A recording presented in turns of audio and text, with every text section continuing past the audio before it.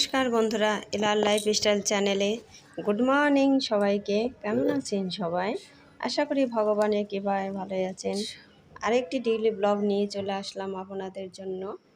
এই দেখেন এখানে বর্দা কত সবজি শাক নিয়ে আসছে বাজার থেকে। বর্দা বাজারে গেলে তো মনে হয় বাজার ধরে নিয়ে আসে সব কিছু সুন্দর সুন্দর জিনিস। এই যে দেখেন ধুন্দল কত সুন্দর সুন্দর, কুমড়া, কাঁকরোল, লাউ, লেবু, মিষ্টি লাউ, তারপরে করলা, ডাঁটা, পেঁপে, অনেক কিছু এনেছে। তারপর আমি আবার রান্না করছি আজকে তাড়াতাড়ি। এমনিতে প্রতিদিন 6টায় ঘুম থেকে উঠে শুধু ব্রেকফাস্ট বানিয়ে মেয়েকে খাইয়ে পাঠিয়ে দিই। বর্দা যায় অফিসে, তারপর আমরা খাওয়া দাওয়া করি, পরে একটু রেস্ট নিয়ে রান্না করতে যাই 11টা, সাড়ে 11টা। আর আজকে 6টায় উঠে ব্রেকফাস্ট বানিয়ে আর বিরতি দিই নেই, সাথে সাথেই ভাত তরকারি রান্না বসিয়ে দিয়েছি।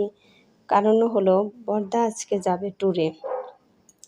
এই যে এখন আমার মেয়ে স্কুলে যাচ্ছে, ব্রেকফাস্ট করে ওকে স্কুলে পাঠিয়ে দিয়ে আবার রান্নায় যাব।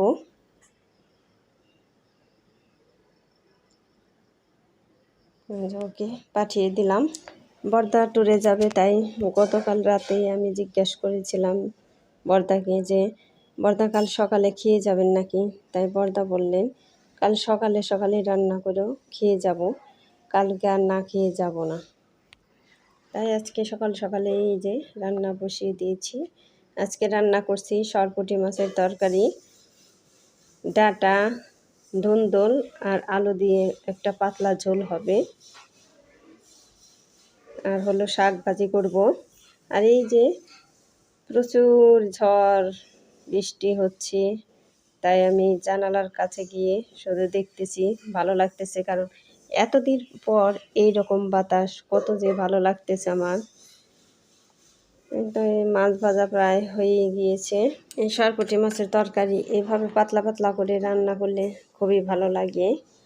কে কে এই সরপুঁটি মাছের তরকারি পছন্দ করেন তারা কমেন্ট করে জানাবেন। এই আমি রান্না করছি, আবার এই যে জানালার সামনে গিয়ে দাঁড়াচ্ছি। ওই দেখেন চুল কি পরিমাণে উঠতেছে আমার, কারণ ঝড় হচ্ছে। ঝড় তো অনেক জায়গায় হয়েছে, আর কাদের কাদের ওইখানে এরকম ঝড় বৃষ্টি হচ্ছিল তারা কমেন্ট করে জানাবেন। আমাদের তো প্রচুর হয়েছে, প্রচুর ঝড় বৃষ্টি, মনে হয় ঘর বাড়ি সহ উড়িয়ে নিয়ে যায়, এরকম শব্দ হয়েছে। মাছ ভাজা হয়ে গিয়েছে। এখন এই যে জিরে সোমবার দিয়ে দিলাম। এখন আলুগুলো আগে একটু ভেজে নিব। আলুগুলো ভাজা হলে পরে কেটে রাখা যে ধুন্দল আর ডাঁটা দিয়ে দিব। হলুদ, লবণ, ধনে গুঁড়ো এগুলো দিয়ে ভালো করে ভেজে নিব।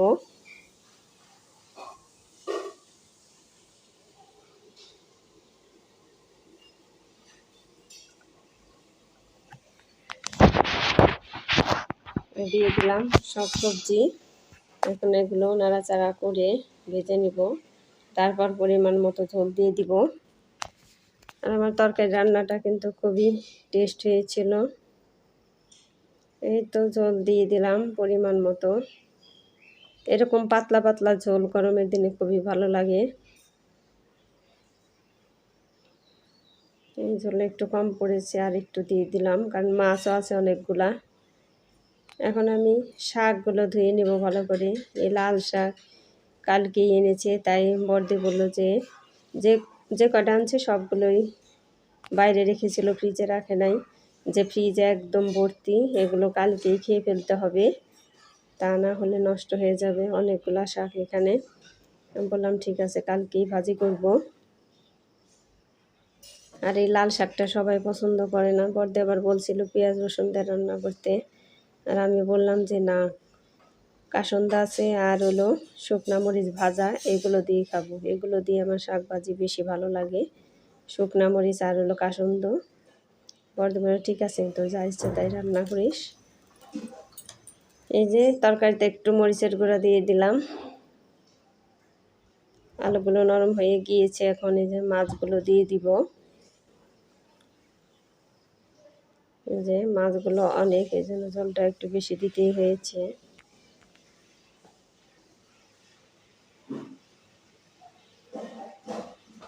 আর বন্ধুরা, একটা লাইক দিয়ে আমার ভিডিওটি কন্টিনিউ করবেন।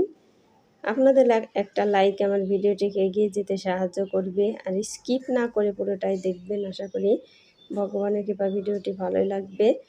তো তরকারি হয়ে গিয়েছে, জিরে গুঁড়ো দিয়ে দিলাম। এখন এই যে নাড়াচাড়া করে হাই ফ্লেমে একটু জাল দিয়ে তরকারিটা নামিয়ে নিব। তো তরকারি হয়ে গিয়েছে। এখন এই যে শাকের সাথে মরিচ ভাজা, এই মরিচ ভাজা হলে তো আমার খুবই ভালো লাগে। তো মরিচ ভাজা হয়ে গিয়েছে, এখন উঠিয়ে নিব। এখন এই যে কালো জিরে সম্বার দিয়ে আগে কেটে রাখা কাঁচামরিচও দিয়ে দিব। ওগুলো একটু ভেজে তারপরে শাকগুলো দিয়ে দিব। এই কাঁচামরিচ আগে ভেজে নিলে পরে সেন্টটা ভালো আসে। এই যে শাকগুলো দিয়ে দিলাম। শাক অনেকগুলো আমার কড়াই ভরে যাবে একদম।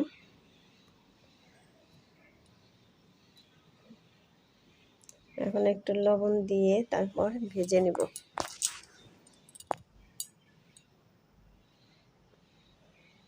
এই শাক ভাজতে তো বেশি সময় লাগে না, আর এই শাক ভাজা তো মোটামুটি সবাই পারেন, কাজে এই শাক এত দেখানোর দরকার নাই। আমার ভাজা হয়ে গিয়েছে, এখন শাকগুলো নামিয়ে নিব। এখন যেটা রান্না হবে সেটা হলো পায়েস। এই পায়েস কিন্তু আমি রাত্রিতে রান্না করছি, মানে কয়েকদিন ধরে ভাবছিলাম যে এই পায়েস রান্না করব, এই জন্য রাতে মনে পড়লো যে পায়েস আজকে রান্না করবই। এই পাউডার দুধ দিয়ে, পাউডার দুধও ছিল অনেকখানি, আর খেজুরের গুড় দিয়ে পায়েস তো খুবই ভালো হয়। আর আজকে আমি পোলাওর চাল দিয়ে রান্না করব না, অনেক দিন ধরে মানে মোটা আতপ চালের পায়েস খাই না, তাই আজকে আমি আতপ চাল দিয়ে পায়েসটা রান্না করব। এই দুধ পরিমাণ মতো দিয়ে নিয়েছি, ওই যে একটু পাতলা ছিল আর একটু দিয়ে নিলাম, একদমই ঘন হয়েছিল দুধ। এখন আমি হাই ফ্লেমে জাল দিয়ে নিচ্ছি। এই রান্নাটা আমি ঝিটকার বাসায় করেছিলাম, ওই যে আতপ চাল। অনেক দিন ধরেই আতপ চাল দিয়ে খাওয়া হয় না, শুধু পোলাওর চাল আর পোলাওর চাল এগুলোই খাওয়া হয়। এখন তারপর চাল ফুটে উঠলে পরে তাহলে আমি গুড়টা দিয়ে দিব, একটু লবণ দিয়ে দিলাম। তো আমার চাল ফুটে গেছে, এখন এই যে খেজুরের গুড় দিয়ে দিলাম। খেজুরের গুড় এইটুকু আমার পরিমাণ মতো আমি দিয়ে দিলাম। এখন নাড়াচাড়া করতে থাকতে হবে, তা না হলে নিচে লেগে পড়বে। এই নাড়াচাড়া করতে করতে এই যে গলেই গিয়েছে আমার গুড়। এখনই অনেক সেন্ট বের হচ্ছিল, আর এই যে পায়েস রান্না হয়ে গিয়েছে, আর খুবই টেস্ট হয়েছিল। আর যে যেখানে থাকেন সবাই ভালো থাকেন, সুস্থ থাকেন। আর আমার ভিডিওটা ভালো লাগলে একটা সাবস্ক্রাইব করে পাশে থাকা বেল আইকনে ক্লিক করে দিবেন।